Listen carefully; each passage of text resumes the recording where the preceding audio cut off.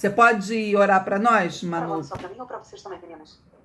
Podemos, mas está travando a linha, Carla. Vocês estão ouvindo a Sandra travando ou sou eu? Ou você, eu tô ouvindo. Vamos pelo normal. Show. Então sou eu. Vamos orar, então. Vamos orar, então. Deus, em nome de Jesus, nós nos reunimos aqui nessa noite, no seu nome. Amém, Senhor. Convidamos o Senhor como convidado de honra. Pedimos a Deus que a sua palavra tenha total liberdade, o seu Espírito tenha liberdade nesse grupo.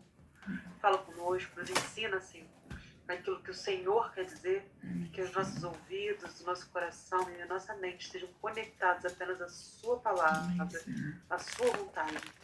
E, Pai, nós consagramos esse momento ao Senhor. Receba como oferta agradável. Em nome de Jesus. Amém. Amém. Então, meninas, contextualizando muito rapidamente, Absalão foi lutar contra o pai, que estava no exílio, porque quando ele deu o golpe no pai, o pai foi para o exílio para não ser morto pelo filho. E aí Absalão, o Davi faz lá uns esquemas políticos e tudo mais, e Davi consegue um confronto com Absalão. E nesse confronto, o exército de Davi, que além de ser um exército de guerreiros muito aguerridos, ele era um exército ungido pelo Senhor, né? Porque Davi era o rei ungido. E Absalão foi lá e fez um golpe, né? Não importando a vontade do Senhor. Então, eles tiveram um confronto, eles perderam a batalha. Absalão, quando estava passando debaixo de uma árvore, teve o cabelo preso nessa árvore, e aí ele foi morto por Joabe, né? Embora Davi tenha pedido que tivessem bondade com o filho dele, mas não rola ter bondade numa guerra assim, né? Não dá, não existe essa possibilidade. E aí Absalão morre. E aí Davi começa a voltar para o lugar dele, que é o trono de Israel, né? Ele era o rei ungido. E aí começam uns pequenos detalhes que eu acho que é bem legal a gente estudar. Contaram a Joabe que o rei Davi estava chorando e se lamentando por causa de Absalão. Assim, naquele dia, a alegria da vitória virou tristeza para toda a tropa de Davi, porque eles souberam que o rei estava chorando a morte de seu filho. Eles voltaram e entraram na cidade em silêncio, como fazem os soldados que fogem da batalha envergonhados. O rei havia coberto o rosto e gritava alto: "Ó, meu filho Absalão, Absalão, meu filho." Então Joabe foi à casa do rei e lhe disse: "Hoje o Senhor humilhou os seus soldados, aqueles que salvaram a sua vida, a vida dos seus filhos e filhas, e a vida de suas esposas e concubinas. O Senhor odeia os que o amam, e ama aqueles que o odeiam. E mostrou que os seus oficiais e os seus soldados não valem nada para o Senhor. Eu estou vendo agora que o Senhor ficaria muito feliz se hoje Absalão estivesse vivo e todos nós estivéssemos mortos. Vá agora e dê uma palavra de elogio aos seus soldados. Se não fizer isso, eu juro em nome de Deus, o Senhor, que amanhã, de manhã, nenhum deles estará no seu lado. Esse seria o pior desastre de toda a sua vida." Então o rei se levantou e foi sentar-se perto do portão da cidade. E os seus soldados souberam que ele estava lá e se reuniram todos em volta dele. Davi começa a volta para Jerusalém. Enquanto isso, todos os israelitas tinham fugido, cada um para sua casa. E em todo o país eles começaram a brigar. Eles diziam: "O rei Davi nos livrou dos nossos inimigos, ele nos livrou dos filisteus, mas agora fugiu de Absalão e saiu do país. Nós escolhemos Absalão para ser o nosso rei, mas ele morreu na batalha. Então, por que não tentamos trazer o rei Davi de volta?" O rei Davi soube que o que os israelitas estavam dizendo. E eu me perdi. Então enviou os sacerdotes Zadok e Abiatar, os líderes de Judá, para perguntarem o seguinte: Por que vocês seriam os últimos a ajudar a trazer o rei de volta ao seu palácio? Vocês são os meus parentes da minha própria carne, do meu próprio sangue. Por que vocês seriam os últimos a ajudar a me trazer de volta? Davi também mandou-os dizer a Amasa: você é meu parente, de agora em diante você será o comandante do exército em lugar de Joabe. Que Deus me mate se eu não fizer isso. Com essas palavras, o rei ganhou o coração de todos os homens de Judá. E eles mandaram lhe dizer que voltasse com todos os seus oficiais. Davi voltou e chegou ao rio Jordão. Os homens da tribo de Judá foram encontrá-lo em Gilgal para acompanhá-lo na travessia do rio. Ao mesmo tempo, Simei, o benjamita, filho de Gera, da cidade de Baurim, foi depressa ao rio Jordão para se encontrar com o rei Davi. 1000 homens da tribo de Benjamim estavam com Simei. Também Ziba, que trabalhava para a família de Saul, foi ao Jordão com os seus 15 filhos e filhas e 20 empregados. Eles chegaram lá antes do rei, atravessaram o Jordão para acompanhar a gente do rei na travessia do rio e fazer tudo o que o rei quisesse. Quando o rei estava se aprontando para atravessar o rio, Simei se jogou no chão em frente dele e disse: ó rei, eu peço que perdoe o mal que lhe fiz no dia em que o Senhor saiu de Jerusalém. Esqueça o que eu fiz. Nunca mais pense nisso. Eu sei que fiz uma coisa errada e é por isso que sou a primeira pessoa das tribos do norte a vir encontrá-lo hoje. Então Absai, cuja mãe era Zeruia, disse: Simei deveria morrer por ter amaldiçoado aquele que Deus escolheu como rei. Mas Davi disse a Absai e ao seu irmão Joabe: vocês, filhos de Zeruia, não têm nada a ver com isso. Vocês estão querendo me criar problema? Agora eu sou o rei de Israel e nenhum israelita será morto hoje. E disse a Simei: eu juro que você não será morto. Mefibosete, filho de Saul, também desceu para ir encontrar o rei, para ir ao encontro do rei. Ele não havia lavado os pés, nem aparado a barba, nem lavado as suas roupas, desde o dia em que o rei tinha saído de Jerusalém até um dia que voltou vitorioso. Significa dizer que ele estava de luto, ele era realmente fiel ao rei, tá? Quando Mefibosete chegou de Jerusalém para se encontrar com o rei, este lhe perguntou: Mefibosete, por que você não foi comigo? Ele respondeu: ó rei, o Senhor sabe que sou aleijado. Eu mandei o meu escravo arrear o meu jumento para que eu pudesse montar e ir com o Senhor. Mas o meu escravo me traiu. Olha bem, o meu escravo me traiu. Ele lhe contou mentiras a meu respeito. Mas o Senhor é como um anjo de Deus e sabe a verdade. Portanto, faça o que achar melhor. Toda a família do meu pai merecia ser morta pelo Senhor. Mas o Senhor me deu o direito de comer junto com o Senhor. Eu não tenho direito de lhe pedir mais nenhum favor. O rei respondeu: não diga mais nada. Eu resolvi que a propriedade de Saul será dividida entre você e Ziba. Ziba é esse escravo mentiroso e que fez a contenda, né? Que Ziba fique com tudo, respondeu Mefibosete. Para mim é suficiente que o Senhor tenha voltado em paz para casa. Olha o tamanha devoção, fidelidade, humildade, né? Barzilai, da cidade de Rogelim, que ficava na região da Gileade, também tinha vindo de sua cidade para acompanhar o rei na travessia do Rio Jordão. Barzilai era bem velho, tinha 80 anos de idade e era muito rico. E quando o rei esteve em Manaim, ele havia sustentado. Barzilai disse ao rei: venha para Jerusalém e fique comigo, que eu o sustentarei. Mas ele respondeu: eu não vou viver muito tempo. Por que iria para Jerusalém com o Senhor? Já tenho 80 anos e não tenho prazer em mais nada. Não sinto gosto do que como ou bebo e já não posso ouvir a voz dos cantores. eu seria somente um peso para o Senhor. Não mereço uma recompensa tão grande como essa. Eu irei com o Senhor só até um pouco depois do Rio Jordão. Deixe-me voltar para casa e morrer perto do túmulo dos meus pais. Mas aqui está Quimã, meu escravo. Leve-o com o Senhor e faça por ele o que achar melhor. O rei respondeu: eu o levarei comigo e farei por ele tudo o que você quiser.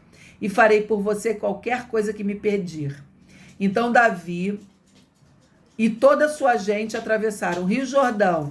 Ele beijou Barzilai e lhe deu a sua bênção. E Barzilai voltou para casa. O rei atravessou o rio acompanhado por todos os homens de Judá e pela metade dos homens de Israel. Dali foi para Gilgal e Quimã seguiu com ele. Então todos os israelitas foram e disseram a Davi: ó rei, por que os nossos irmãos, os homens de Judá, se acharam com o direito de trazer o Senhor, a sua família, a sua gente para este lado do Rio Jordão? Os homens de Judá responderam: nós fizemos isso porque o rei é nosso parente. Será que isso é razão para vocês ficarem zangados? Será que o rei pagou pela nossa comida ou nos deu alguma coisa? Os israelitas disseram: nós temos 10 vezes mais direitos sobre o rei Davi do que vocês. Embora ele seja seu parente, por que é que vocês fizeram pouco caso de nós? Afinal de contas, nós fomos os primeiros a falar de trazer o rei de volta. Mas a resposta dos homens de Judá foi ainda mais violenta do que as dos homens de Israel. Bom, aqui eu vou repetir o que eu falei na aula passada, né? O rei fica extremamente abalado com a morte de Absalão. O rei lamenta e deseja ter morrido em seu lugar. E esse extremo lamento e luto por Absalão vai desmoralizar todo o exército depois de terem ganho uma batalha. Ao invés de adentrar a cidade com cânticos de vitória, como era comum naquele tempo, eles entram derrotados, como quem estivesse de luto.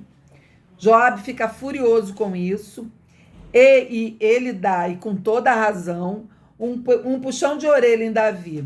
Ele chacoalha Davi e diz: você está triste porque salvamos sua vida. E Davi vai e anima o exército e agradece o que eles fizeram, né, por ele, pela sua monarquia, né, e dá moral ao exército, levanta o moral desses homens fiéis a ele, né? E por que Davi se sente tão mal? Sim, ele amava o seu filho, mas também ele se sente responsável por tudo isso. Talvez ele perceba que todo esse caos é consequência do seu próprio pecado, lá com Betseba, e também a sua falta de pulso com os pecados dos seus filhos, que cometeram crimes entre irmãos, né? De estupro, de homicídio, enfim, entre irmãos, eles cometeram esses crimes e pecados, e Davi foi frouxo, ele não fez nada para punir os irmãos, usar a lei contra os filhos, né? Por isso ele deseja, usar a lei para os filhos, né? Por isso ele deseja até morrer no lugar dessas pessoas.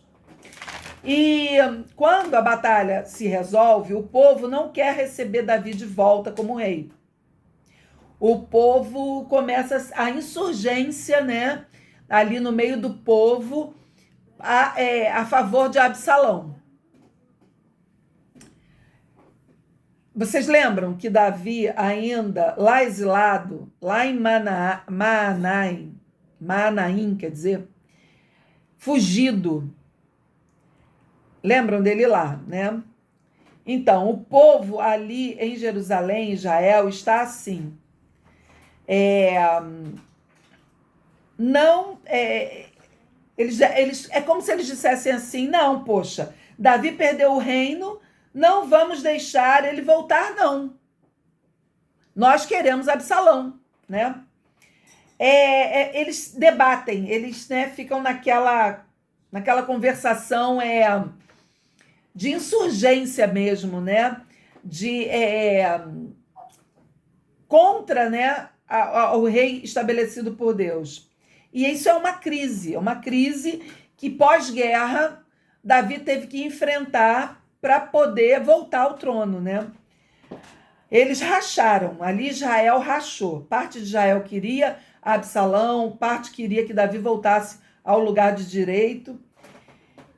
E aí eles começaram naquilo, se Davi voltava ou não voltava, como é que ia ser. Muitos declararam que não queriam Davi, que Davi continuasse sendo rei, eles não queriam isso. E lá no versículo 12, Davi soluciona esse problema. Ele age, assim, a gente a olhos, né, de hoje, olhos humanos, a gente acha que ele agiu com traição com Joabe, que sempre foi tão fiel a ele. Mas isso foi uma jogada política, né? Davi levanta Amasa, que era general de Absalão, ou seja, general do seu inimigo, e coloca Amasa em lugar de Joabe, no exército dele. Estão entendendo aqui o que está acontecendo? O povo não quer receber Davi de volta como rei.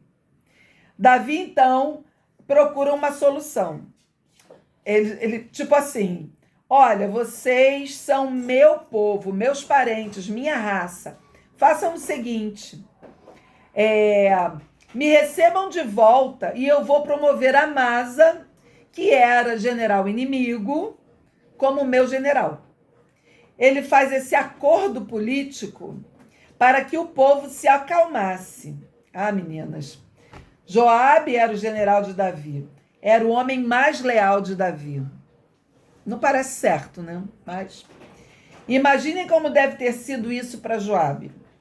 Ele sendo substituído desse jeito, posto para fora para que o inimigo ficasse no lugar dele.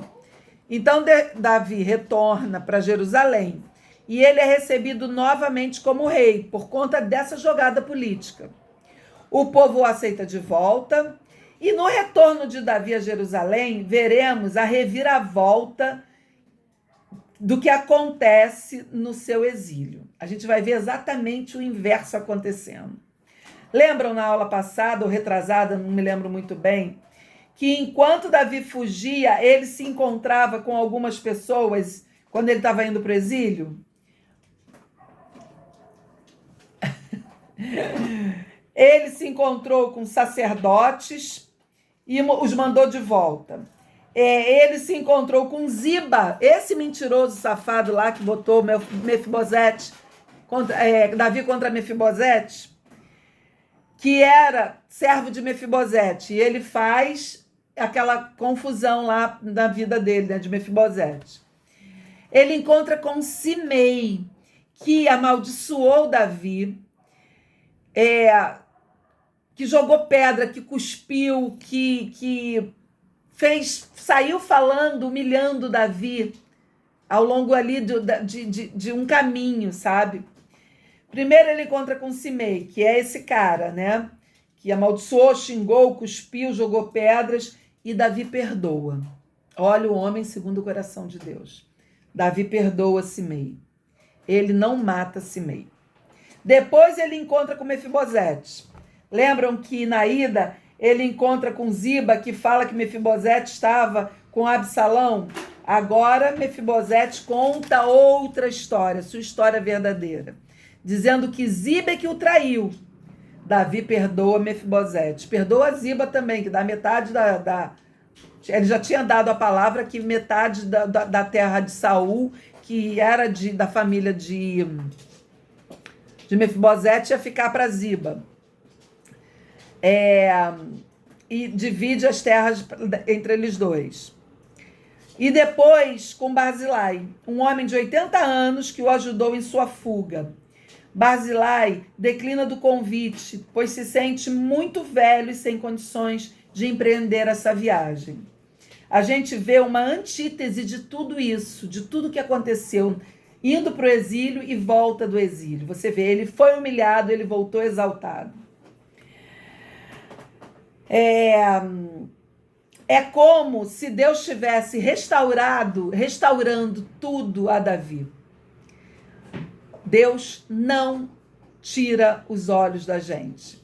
Deus não esquece as promessas que ele fez para a gente. Não esquece. A gente fazendo como Davi, andando segundo a vontade de Deus, perdoando, enfim, fazendo segundo isso daqui nos ensina. Deus vai cumprir todas as promessas. Porque Deus é assim. Porque ele é fiel, cumpridor de sua palavra. Davi está de volta, Absalão morreu, está morto, seu reino foi restituído e tudo se acalma. Agora as coisas parecem estar resolvidas, né? Eu queria meditar com vocês sobre esse rei que sofre tanto. É o rei sofredor, o rei pecador, o rei que é humilhado, o rei que é exaltado, é o rei que é ungido, é o homem segundo o coração de Deus. Mais uma vez, Davi está prefigurando Jesus. Ele está apontando para Jesus mais uma vez. Jesus, o rei que sofre, que foi perseguido, humilhado, morto na cruz. E quando Jesus foi morto e humilhado, os discípulos de Jesus também se sentiram humilhados e se sentiram confusos, assim como o povo ficou. Ele também ficou. Os discípulos se sentiram confusos, humilhados, descrentes, amedrontados. E olha que eles andaram com Jesus e ainda assim eles passaram por toda esses sentimentos, essas emoções pertinentes ao homem. Vamos lembrar de Lucas, capítulo 24. Jesus já tinha morrido e eles estavam no caminho de Emaús, lembra dessa passagem? E eles conversavam e eles diziam o seguinte: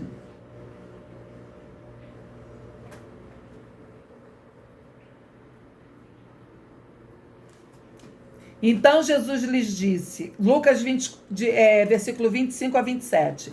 Então Jesus lhe disse: como vocês são tolos, como custam a entender o que os profetas registraram nas Escrituras. Não percebem que era necessário que o Cristo sofresse essas coisas antes de entrar em sua glória? Então Jesus os conduziu por todos os escritos de Moisés dos profetas, explicando o que as Escrituras diziam a respeito dele. Olhem que interessante. Jesus fala a lei, os escritos e os profetas. E o que é isso, gente? É a Torá. A Torá dos judeus, a Torá. O Antigo que é o Antigo Testamento em hebraico. Hoje a nossa Bíblia está diferente. A nossa Bíblia o Antigo Testamento é composto do Pentateuco, livros históricos, livros poéticos, livros proféticos. Mas a Torá é diferente. A Torá é diferente. Ela é assim: a lei, que é o Pentateuco, os escritos, que eram os livros narrativos, os livros narrativos eram os escritos, e os profetas. Na Bíblia hebraica, a história que nós estamos estudando, o livro de Samuel, que nós estamos estudando, né, o livro de Samuel, porque na Bíblia hebraica não tem 1º e 2º Samuel, tá? Eu já falei isso algumas vezes. Na Bíblia hebraica tem o livro de Samuel. O livro de Samuel na Bíblia hebraica está nos profetas. Então, quando Jesus diz, vocês não viram que nos profetas estavam falando sobre mim? Olha, gente, que coisa linda. Fico, apaixonada. Ele está dizendo, vocês não entenderam que toda a história de Davi estava falando unicamente sobre mim. Estava falando sobre mim. Já pararam para entender que Jesus dizia ali, ali lá em Lucas, lá no caminho de Emaús, que todas as histórias do Antigo Testamento estavam apontando para ele. Todas as histórias apontam para Jesus. Se você parar, entender, deixar o Espírito Santo falar com você, você vai entender perfeitamente que cada história, de uma forma ou de outra, aponta para Jesus, nos ensina a receber de Jesus e por aí vai. Não perceberam, Jesus dizendo, tá? Isso daí é Jesus falando. Não perceberam que toda a Bíblia estava dizendo que era necessário que eu sofresse, assim como Davi sofreu. Foi necessário, gente, que foi necessário que Davi sofresse, que passasse por perseguição. É necessário. Aí Jesus diz, falando sobre Jesus, né? É necessário que eu sofra. Foi assim que Jesus disse. É necessário que eu sofra. Foi necessário que ele fosse morto em holocausto para perdão dos nossos pecados, para propiciação da nossa libertação dos nossos pecados, para que a nossa vida fosse, a gente tivesse novidade de vida. Então, meninas, eu pergunto, se Jesus sofreu tanto, né? Isso é a minha lição da lição de hoje, né? A minha meditação de hoje. Se Jesus sofreu tanto, se tantos sofreram tanto, apontando para o sofrimento libertador de Jesus, que a gente está vendo no Antigo Testamento, porque nós achamos que os reveses da vida, os desertos da vida, as infidelidades de pessoas, as doenças, essas coisas todas da vida, inerentes à vida, infelizmente, são insuportáveis. Não são. Não são. Aquele que conhece Jesus, aquele que vive com Jesus, consegue entender que mesmo estando moralmente, fisicamente, com a saúde lá no fundo do poço, tem uma tremenda mola. E a gente que é de Cristo, a gente não foi feito para ficar vivendo no fundo do poço. A gente foi feito para pisar nessa mola, e sair dali vitorioso. Em todo sofrimento tem vitória. Até quando a gente não entende o sofrimento, até quando o sofrimento parece injusto pra caramba, todo sofrimento tem vitória. Então, hoje eu gostaria de orar por isso, né? Orar para que nós, quando estivermos nos sentindo abatidos, que a gente olhe única e exclusivamente para cima, para Jesus. E é isso que eu tenho para dizer. Manu, Aninha, Carla. Perfeito, sem consideração, porque senão vai passar do horário, mas por que eu não tô aparecendo? Tá, pra mim tá. Pra mim tá parecendo que eu tô com uma tela preta. Sem consideração, é real tudo isso que você falou. E se alguém acha que isso aqui vai ser um playground, ele não conhece a Bíblia, né? Então, porque você é evangélico e você agora virou super-herói. Você nunca leu a Bíblia. A Bíblia de Gênesis e Apocalipse diz que tem prova, tem luta. Mas tem vitória. Seguida de vitória. E eu gosto muito, uma vez uma senhora com câncer, essa frase é muito conhecida, que todo mundo, ela tinha uma fé muito grande, ela estava muito mal. Ela falava, se Deus me curar, vocês verão a glória de Deus. Se Deus não me curar, eu vou ver a glória de Deus. Né? E é exatamente isso, nós entendemos que a vitória nem sempre é aquilo que a gente deseja, mas é aquilo que Deus tem para nós. Né? E aí, isso basta, né? Fé é confiar que mesmo que não seja aquilo que a gente quer, é aquilo que nós precisamos naquele momento. Que Ele decide e Ele faz as escolhas melhores que nós. Com certeza. Eu costumava dizer assim, se o câncer me matar, ele não me venceu, ele morreu junto comigo. Se eu me curar, eu matei, ele foi morto e eu não. Mas de qualquer maneira o câncer vai morrer. Ou eu vou para a glória, ou eu continuo aqui livre dele. Mas que ele vai morrer, ele vai. Que ele é derrotado, ele é. E é exatamente isso, né? Ou todos verão a glória de Deus, ou nós veremos a glória de Deus. Em todas as situações, né? Porque todos nós um dia vamos embora. Né? Glória a Deus, né? Glória a Deus. E eu falo, o óbito tem que ter uma justificativa, né? Mas quem decide é Deus, não tem jeito. E é isso, gente. Vai lá aproveitar Aninha, sua festa. mais alguma coisa a dizer? Foi nada, só ouvindo Carla? essas verdades falando. Então vamos orar. Vamos orar que a gente já passou 39 segundos. Senhor Deus e nosso Pai, Pai querido, amado. Ah, meu Deus, como a gente te ama. Ah, Jesus. Como a gente te ama, como a gente anseia por esse encontro.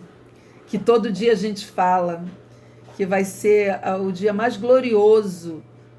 A gente não consegue nem imaginar o quanto, mas a gente vislumbra palidamente o quanto vai ser glorioso esse dia do nosso encontro. E é isso que nos sustenta na terra, Senhor. E hoje eu quero, em especial, agradecer. Agradecer, Pai, por tudo que nós temos, por tudo. Agradecer por esse grupo, agradecer pelas minhas filhas, agradecer por essas amigas maravilhosas, agradecer por todos esses joelhos dessas irmãs, agradecer pelas meninas, agradecer pela família que cada uma tem, pelas bênçãos que cada uma tem, agradecer por esse céu maravilhoso, por essa mata maravilhosa, por toda a sua criação, agradecer por os seus animais, agradecer por tudo que o Senhor criou, porque tudo que o Senhor faz é bom, perfeito e agradável. Agradecer, Pai, por toda a proteção, agradecer por teu filho, Pai, nos dado em holocausto, como nós entendemos aqui, Senhor. Teu filho inocente, o amor em pessoa, que veio a esse mundo e foi humilhado, cuspido, foi espancado, foi morto na cruz. Agradecer por esse sangue precioso, esse sangue carmesim precioso, que foi capaz de nos libertar das garras de Satanás. Te agradecer muito por isso, Pai. Agradecer por tudo. Quero te pedir, Senhor, pela Iris, ajuda ela, Pai. É sua serva, é sua filhinha.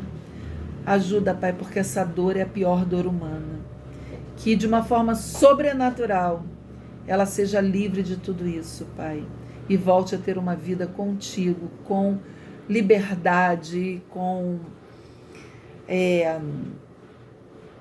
segurança, sabe? Com equilíbrio, com saúde.